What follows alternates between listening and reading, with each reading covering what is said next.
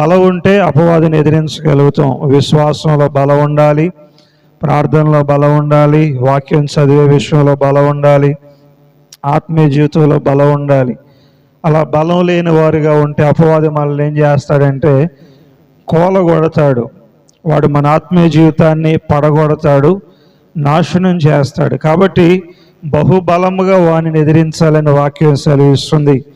మనకు ఆత్మ సంబంధమైన బలం ఉండాలి. శరీర సంబంధమైన బలాలు, శరీర సంబంధమైన జ్ఞానము, మానసికమైన శక్తి వాడి కింద ఎందుకు పనికిరావు. కానీ ఆత్మ సంబంధమైన బలం ఉన్నట్లయితే అపవాదిని మనం జయించగలుగుతాం. మన ఆత్మలో దేవుని కృప ఉంటే సైతానును మనం జయించగలుగుతాం. కాబట్టి ప్రభునందు ప్రియమైన దేవుని బిడ్డలారా, అపవాదిని మనం జయించలాగున దేవుని కృపను ఎక్కువగా అడగాలి. మన సొంత శక్తి మీద ఆధారపడకుండా, మన సొంత బలం మీద మనం ఆధారపడకుండా ఎక్కువగా దేవుని కృప మీద మనం ఆధారపడినట్లయితే దేవుడు బలాన్ని మనకు అనుగ్రహిస్తాడు. సంసోను ఉన్నాడు, పచ్చి దవడ ఎముక చేత 1000 మందిని చంపాడు. కానీ అతడు ఒక స్త్రీని జయించలేకపోయాడు.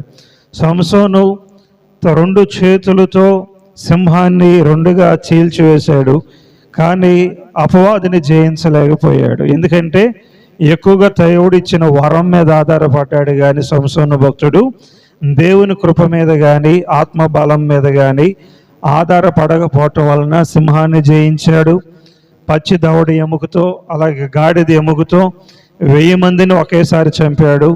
అలాగే తన బలం చేత ఎంతో ఎత్తుగలిగిన గుమ్మాలను ఒక కొండ వరకు మోసుకుని వెళ్ళిపోయాడు 2 చేతులతో. కాబట్టి ఆ బలం అనేది కేవలం మనుషుల్ని జయించటానికి, ఫిలిస్తీన్ల చేతుల్లో నుంచి ఇశ్రాయేల్ని కాపాడటానికే పనికొచ్చింది తప్ప తన ఆత్మీయ జీవితాన్ని కాపాడుకోవటానికి ఎందుకు పనికిరాలేదు. కాబట్టి రియల్ హీరో ప్రపంచంలో ఎవరైనా సరే నిజంగా మనుషుల్లో హీరో ఉన్నాడంటే అది సంసోను భక్తుడే. అటువంటి సంసోనే పాపాన్ని జయించలేకపోయాడు. కాబట్టి నువ్వు నేను ఒక లెక్క కాదు అపవాది చేతి కింద, దెయ్యం చేతి కింద నువ్వు నేను ఒక లెక్క కాదు. ఎందుకు పనికిరాం? ప్రకటన గ్రంథంలో ఉంది, వాడు తోకతో కొడితేనే ఆకాశంలో ఉన్న నక్షత్రాలు, పెద్ద పెద్ద నక్షత్రాలు రాలిపోయి భూమి మీద పండి అంట. తోకతో కొడితేనంటే వాడు ఎంత బలవంతుడో అక్కడ అర్థం చేసుకోవచ్చు. కాబట్టి ఎప్పుడూ కూడా మన బలం మీద, మన శక్తి మీద, మన యుక్తి మీద అపవాదిని జయించాలని ఎప్పుడు కూడా కోరుకోవద్దు. ఎప్పుడు దేవుని మీద ఆనుకోవాలి, మెలకు కలిగి ఉండాలి, దేవుని జ్ఞానాన్ని పొందుకోవాలి, దేవుని కృపను వేడుకోవాలి, దేవుని పాదాలు పట్టుకోవాలి. ఎప్పుడు కూడా దేవుని పాదాలు పట్టుకోవాలి. అలా పట్టుకున్నప్పుడే దేవుడు దాని మీద జయ జీవితాన్ని పొందుకోవటానికి మన కృపను అనుగ్రహిస్తాడు. నేను జయించగలను, నా అంత వీరుడు శూరుడు లేడనుకుంటే అది అసాధ్యం. దేవుడే సెలవిచ్చాడు, పేతురు మిమ్ములను సైతాను గోధుమలాగా జల్లించాలని ఆశపడుతున్నాడు, కాబట్టి మీ నమ్మిక తప్పిపోకుండానట్లు నేను మీ కొరకు ప్రార్థన చేశానని పేతురు గారితో దేవుడైన యేసుక్రీస్తు స్పష్టంగా సెలవిచ్చాడు. కాబట్టి ఎక్కడ అవకాశం దొరికిద్దా మనల్ని జల్లించాలని, పాడు చేయాలని, మన కుటుంబాలను పతనం చేయాలని, దేవునికి దూరంగా మనల్ని చేయాలని అపవాది ఎప్పుడు కూడా ప్రయత్నిస్తూనే ఉంటాడు. ఏదో ఒక దెబ్బ కొడదామని, ఏదో ఒక విషయంలో మన జీవితాలను పాడు చేసి దేవునికి బహుదూరంగా తీసుకెళ్దామని.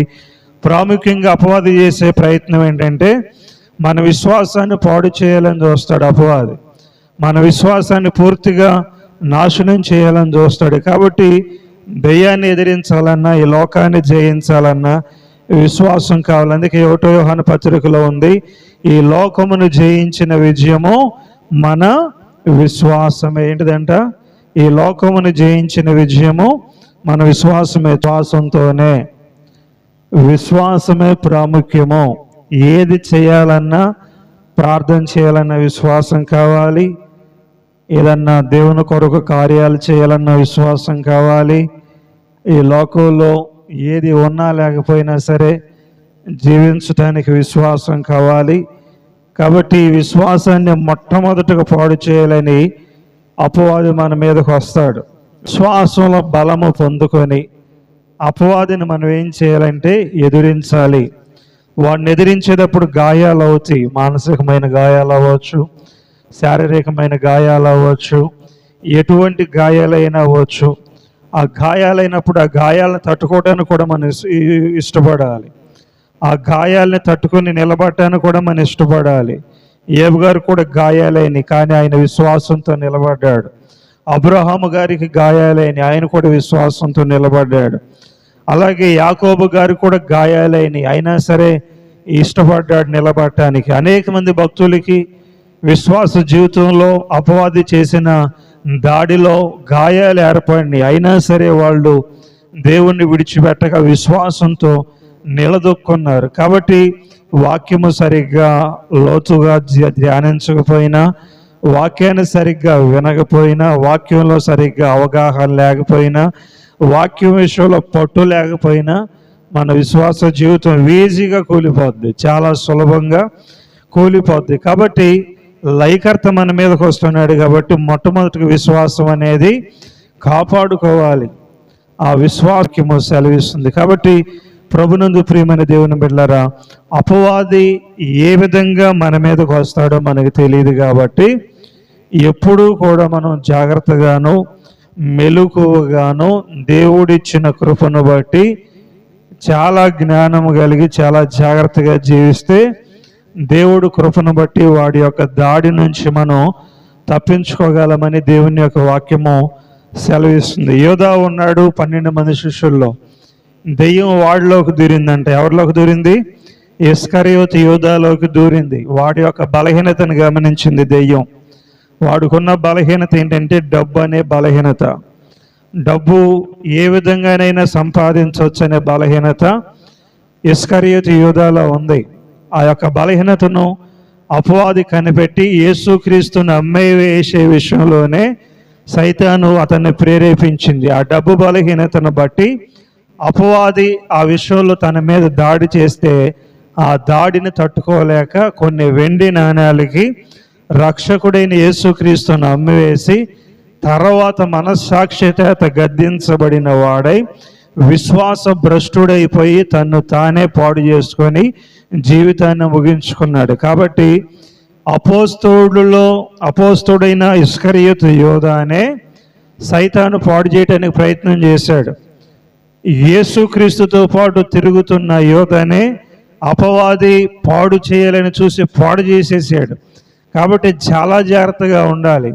ఇస్కరియోతు చేసిన అజ్ఞాన పని ఏంటంటే దేవుడు ఎంతటి వారినైనా క్షమించగలడు.